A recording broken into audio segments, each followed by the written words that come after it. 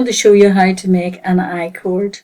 So these are double pointed needles, you know, and you can use these for knitting socks and things, you know, but people would have used these for knitting socks or knitting in the round. But anyway, double pointed needles and some yarn, and I'm going to try and make a thin I-cord. So I'm only going to use 2 stitches. So I cast on my 2 stitches, all right, and then I'm going to knit those 2 stitches. So I'm just going to knit the 2 stitches, and then what I do is I push the 2 stitches along to the end of my needle.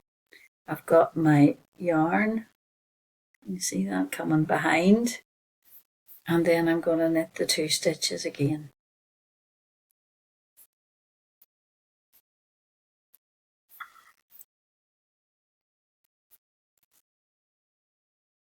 And I'm going to push it along to the end, and I'm going to knit the 2 stitches again. And that's the way you do the whole thing. You push it along to the end, and then you knit the 2 stitches. Push it along to the end, and knit the 2 stitches. And basically that is it. You know, that's an I-cord. And it comes out like a, you know, like a cord or string. You can use these if you're making shoelaces for a doll, or you know, tie-ins for their,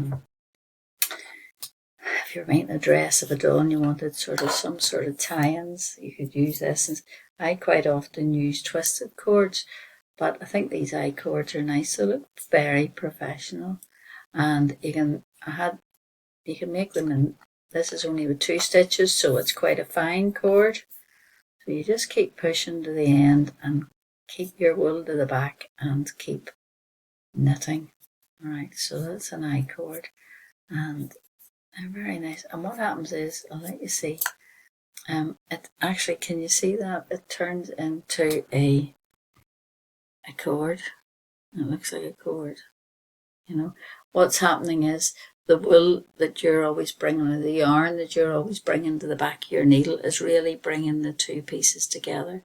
So it's a very nice, if you were doing, I would use twisted cords quite often, but if, you know, this is a bit fatter than a single twisted cord, but it's actually very nice, and it would be nice for decoration.